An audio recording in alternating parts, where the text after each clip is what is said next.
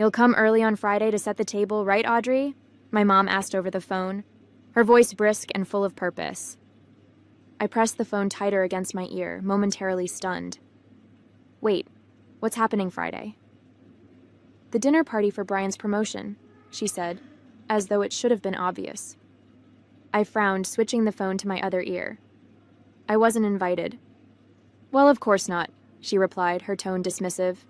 It's mostly Brian's colleagues and friends. You wouldn't really fit in. Her words stung, but I kept my tone neutral. But you still want me to come and set the table. Exactly, she said, as though I'd just solved a puzzle. You're so good at these things, Audrey. You've always had an eye for detail. And don't worry about staying long. Just help set up and make sure everything's ready. We'll handle it from there. I closed my eyes, letting her words sink in. Once again, I wasn't good enough to be a guest, but I was indispensable when it came to doing the grunt work. My name is Audrey, and for my family, I'm not much more than a reliable extra. The one they call when they need someone to clean up a mess or make sure everything is picture perfect for Brian's endless parade of accomplishments. I've been overlooked and underestimated for years, but hearing my mom casually dismiss me like this, like I wasn't even worth pretending to include, still cut deep. That's fine, I said finally, my voice steady despite the anger simmering beneath the surface. What time do you want me there? 4 o'clock sharp, my mom said cheerfully. We'll need time to get the table set, the candles lit, and the appetizers plated. Oh, and could you bring some extra napkins? We might run out. Sure, I said, forcing a tight smile she couldn't see. Thanks, Audrey. You're such a lifesaver, she added before hanging up, not even waiting for me to say goodbye. I set my phone down and stared out the window of my small apartment, the frustration building with every passing second. I'd moved out years ago to escape this exact dynamic, but no amount of distance seemed to matter. As I sat there, my phone buzzed with a notification. A reservation app I hadn't used in months popped up with a suggestion. A table for one at my favorite restaurant this Friday night. My finger hovered over the screen, hesitating for only a moment before I tapped reserve. For once, they could manage without me. By Thursday afternoon, my phone was buzzing nonstop. Don't forget to pick up the extra napkins, one text from my mom read. Brian's boss is bringing his wife, so make sure the table settings are perfect, came another. Each message made me grip my phone tighter, my frustration growing by the second. They hadn't even bothered to ask if I wanted to help. They just assumed I'd show up like always, ready to work behind the scenes. But this time, I had other plans. Living in my own apartment was supposed to give me some space from their constant demands, and for the most part, it had. But when it came to family events, it didn't seem to matter where I lived or how many miles were between us. I was still dependable Audrey, the one they could always count on to do the things they didn't want to deal with. I sat on my couch, staring at the confirmation email for my Friday night reservation at my favorite restaurant. Part of me felt guilty for booking it. Was it wrong to leave them hanging when they clearly needed help? But then I thought about all the times I'd dropped everything for them, only to be dismissed, ignored, or outright excluded. This wasn't just about Friday night. It was about years of being overlooked. No, I thought, opening my phone to silence their endless messages. This time, they can figure it out on their own. On Friday morning, my mom called. Audrey, just a quick reminder to be here by 4, she said cheerfully. We're counting on you to make sure everything's ready before the guests arrive. I hesitated for a beat, then said, Don't worry, Mom, I'll take care of it. Oh, good, she said, clearly relieved. You always know how to make things perfect. I don't know what we'd do without you. Yeah, I replied softly. I know. As the day went on, I got ready. Not to help with their dinner party, but for my own night out. I put on my favorite dress, did my makeup, and grabbed my purse, feeling a strange mix of nerves and excitement. When I locked the door to my apartment and stepped into the cool evening air, a weight lifted off my shoulders. For the first time in years, I wasn't putting their needs above my own. By the time the clock struck 7:30, I was seated at my favorite table, a glass of wine in hand and a smile on my face. Let them figure it out, I thought, savoring the first sip. Tonight they were on their own. As I settled into my seat at the restaurant, the world outside seemed to fade away. The soft hum of conversation, the clinking of glasses, and the warm glow of candlelight made me feel at ease in a way I hadn't experienced in years. The waiter approached with a menu, smiling warmly. "Good evening. Are you ready to order?" "Not just yet," I replied, "but I'll take a glass of your house red to start." He nodded and disappeared into the background, leaving me to savor the moment.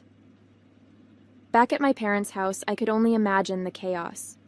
My mom would probably be pacing around the kitchen, wondering why I wasn't there yet. My dad would try to calm her down with his usual, "She's just running late." And Brian? He'd probably assume I'd flaked out, because in his world, I was always the unreliable one. I thought about how they'd react when it finally dawned on them. I wasn't coming. The wine arrived, and I took a sip, letting the rich flavor linger on my tongue. As I glanced around the room, I noticed other diners, some laughing with friends, others enjoying quiet moments alone. I realized this was the first time in years I'd treated myself to something like this. No errands to run, no tables to set, no family demands to meet.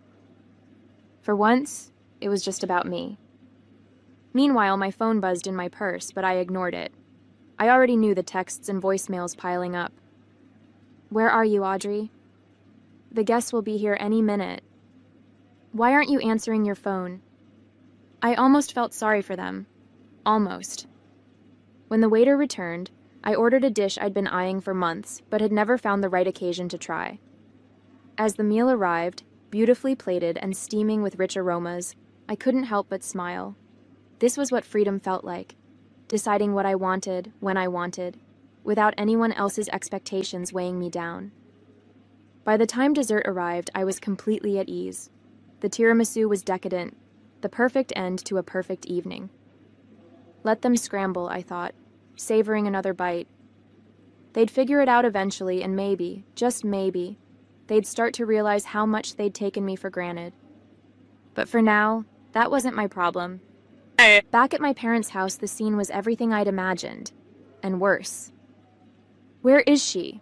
my mom demanded, pacing back and forth in the kitchen. Her voice had that sharp edge it always got when things weren't going according to plan. "She said she'd be here," my dad replied, his tone half reassuring, half uncertain. "Maybe she got held up."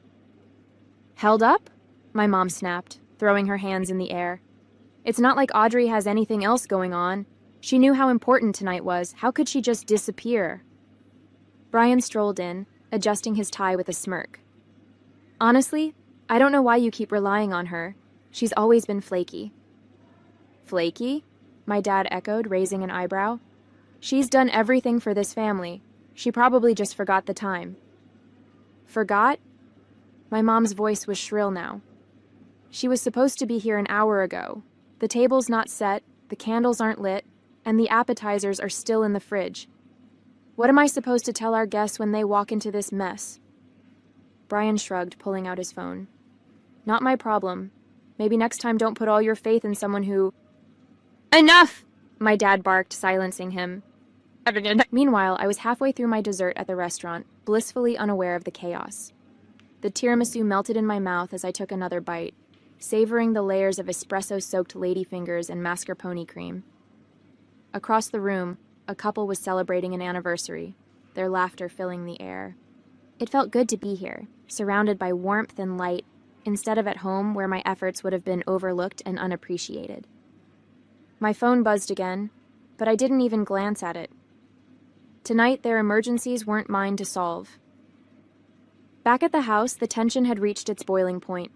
My mom finally grabbed her phone and dialed my number, her hand trembling with frustration. The call went straight to voicemail. "She's ignoring me," she said, staring at the phone in disbelief. Brian snorted.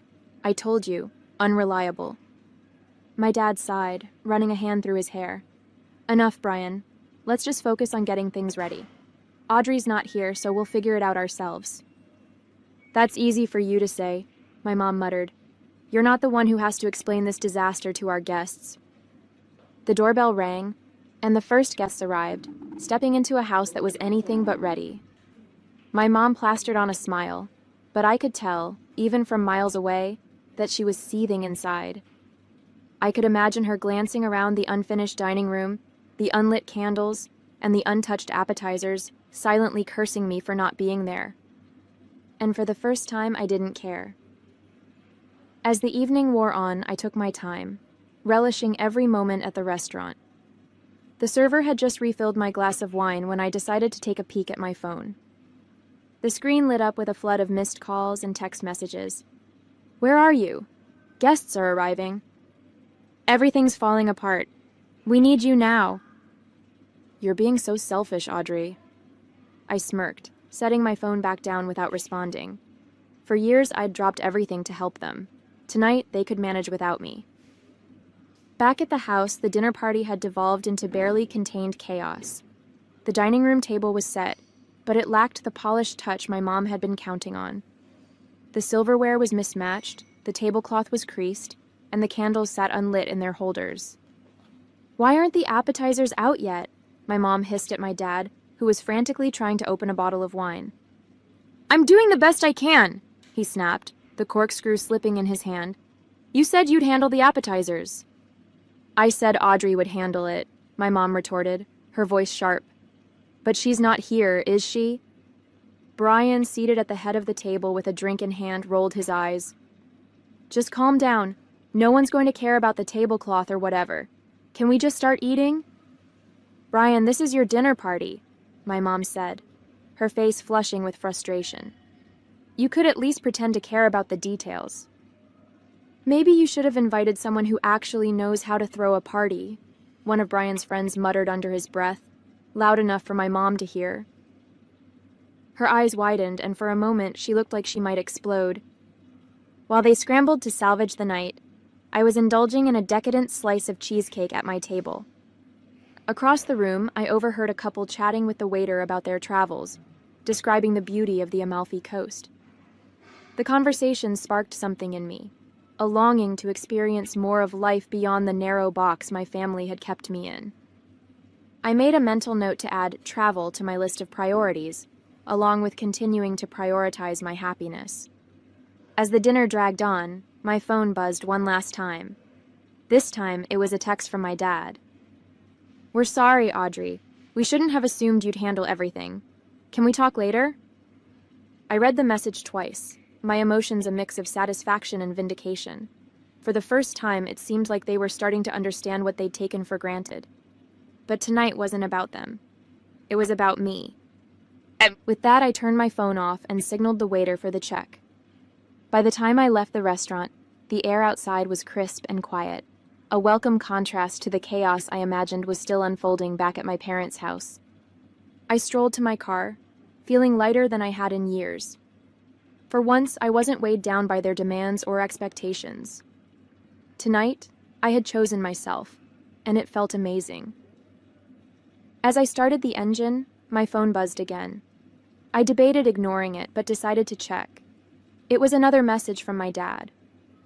"Dinner's over. Your mom is furious, but I think she understands now. Can we talk tomorrow? Please." I exhaled slowly, a mix of emotions swirling inside me. Was this genuine regret, or just another attempt to pull me back into the role they'd always expected me to play? I put the phone down without responding. Tonight wasn't about fixing things with them. It was about proving to myself that I didn't have to live under their thumb anymore. Back at the house, the fallout from my absence was in full swing. Guests had left earlier than expected, citing early mornings and long drives. The kitchen was a mess of half-empty plates and wine-stained glasses, and the once pristine tablecloth was now crumpled and dotted with spills. Brian had retreated to the living room, scrolling on his phone without a care in the world, while my mom stood in the kitchen, glaring at the disaster in front of her. "This wouldn't have happened if Audrey had been here," she muttered, slamming a plate into the sink. "Maybe," my dad said, leaning against the counter. "Or maybe we shouldn't have expected her to handle everything in the first place." She turned to him, her eyes narrowing. "What's that supposed to mean?" "It means," he said slowly, "that Audrey has done more for this family than any of us give her credit for. And maybe it's time we start appreciating her instead of taking her for granted.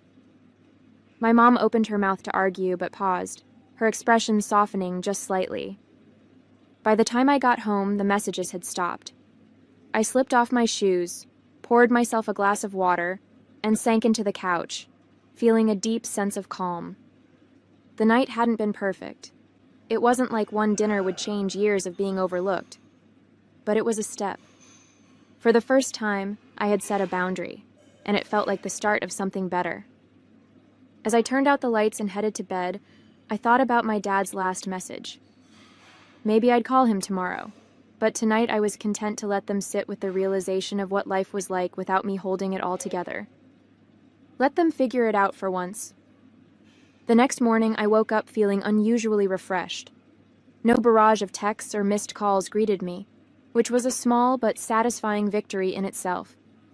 I brewed a cup of coffee and sat by the window, watching the early sunlight filter through the curtains. For once, there was no weight of expectation hanging over me, no list of chores I was expected to complete. It felt good, peaceful even. By mid-morning, my phone buzzed. It was a call from my dad. I hesitated for a moment before picking up. "Hi, Dad." "Hey, Audrey," he said, his tone unusually soft. "Do you have a minute?" "Sure," I replied, keeping my voice neutral. "I just wanted to apologize," he began. "Last night, we shouldn't have assumed you'd drop everything to help. That wasn't fair to you." I blinked, momentarily caught off guard. My dad wasn't usually one to admit fault, especially when it came to family dynamics. "It's okay, Dad," I said, though my voice wavered slightly. "I've just been feeling invisible lately, like I'm only valued for what I can do for everyone else." "I know," he said, sighing heavily. "Your mom and I talked about it after the guests left. We realized how much we've come to rely on you without ever really acknowledging how much you've done." "That means a lot to hear," I admitted, my chest tightening with a mix of relief and emotion. We talked for a few more minutes before hanging up. It wasn't a perfect resolution, but it felt like a step in the right direction. Later that day, Amanda came over to check in. She'd been my sounding board for years, always ready to offer advice or a glass of wine when things got tough. "So," she said, plopping onto my couch with her usual dramatic flair. "How'd it go? Did the dinner party collapse without you?" "Pretty much," I said with a smirk. But the real surprise? My dad actually apologized. Her eyes widened. "Seriously? That's unexpected." "Tell me about it," I said, shaking my head. "I think they finally realized how much they've taken me for granted." "Well, it's about time," Amanda said, raising an imaginary glass in a toast. "To Audrey, the unsung hero." As the day went on, I found myself thinking more about my dad's apology. It wasn't everything, but it was a start. I decided to text him later that evening. "Thanks for the call, Dad. It meant a lot. Let's talk more soon." His reply came quickly. "Anytime. We owe you more than an apology." It wasn't much, but it felt like a turning point, a small but meaningful shift in the way my family saw me. That night, as I curled up on the couch with a book, I felt a sense of calm I hadn't experienced in years. For once, I wasn't carrying the weight of their expectations, and it felt freeing. Maybe things were changing. Maybe they weren't. But either way, I knew one thing for sure. I'd never let myself fade into the background again. The following week, I decided it was time to have a proper conversation with my mom. My dad's apology had been a good start, but I knew she was the one who really needed to hear me. I called her on a quiet afternoon. She picked up on the second ring, her voice as brisk as ever. "Audrey, I wasn't expecting you to call. Everything okay?" "Yes, Mom," I said evenly, "but I think we need to talk." There was a pause on the other end. "About Friday?" "Among other things," I replied. We met for coffee at a small cafe near her house. She arrived looking slightly defensive, her posture stiff as she sat down across from me. "Your father said you were upset," she started, skipping any pleasantries. "I wasn't just upset," I said, cutting straight to the point. I was hurt, Mom. I've spent years doing everything for this family, helping at events, cleaning up messes, running errands. And it's like none of it even matters unless it benefits Brian. She opened her mouth to respond, but I held up a hand. Let me finish. You didn't even invite me to the dinner. You just expected me to set the table, handle the details, and disappear when the guests arrived. Do you have any idea how that feels? Her expression softened, and she let out a heavy sigh. Audrey, it wasn't intentional. We've just always counted on you to help because you're so dependable. You never complain. That's the problem, I said. I never complain because I was raised to believe it wasn't my place to. But I'm not just dependable, Mom. I'm your daughter, and I deserve to be treated like I matter. Not just for what I can do, but for who I am. She looked down at her coffee, stirring it absent-mindedly. You're right, she said finally. We've been unfair to you. I didn't realize how much we were asking of you without giving anything back. I nodded, feeling a weight lift off my chest. I'm not saying I won't help when it's needed, but I'm done being taken for granted. From now on, I'm setting boundaries. The conversation ended on a surprisingly positive note. My mom apologized sincerely, and though I knew change wouldn't happen overnight, I felt a flicker of hope. Over the next few weeks, things started to shift. My parents began including me in more decisions, asking for my input instead of assuming I'd handle everything. Brian, predictably, stayed indifferent, but I didn't need his validation to know my worth. One Saturday, I stopped by the house for dinner, an actual invitation this time. My mom greeted me warmly, and I noticed immediately that the table was already set. Don't worry, she said with a small smile. We've got everything handled tonight. You're here as a guest. I smiled back, feeling a rare but genuine connection. For the first time, it felt like they were seeing me, not as the helper, but as an equal. The weeks that followed felt like a quiet revolution in my life. The changes weren't dramatic. There were no grand apologies or sweeping declarations, but they were real, and I could feel them in the little things. When my mom texted, it wasn't with a list of demands, but with genuine questions about how I was doing. My dad called to check in, not to ask for help. And even Brian, while still as self-absorbed as ever, seemed to tread a little more lightly around me. One evening, I sat in my living room, scrolling through photos from the dinner party my mom had finally shared. The table had been set haphazardly, and the mismatched silverware was hard to miss. For a moment, I thought about how I would have made it perfect.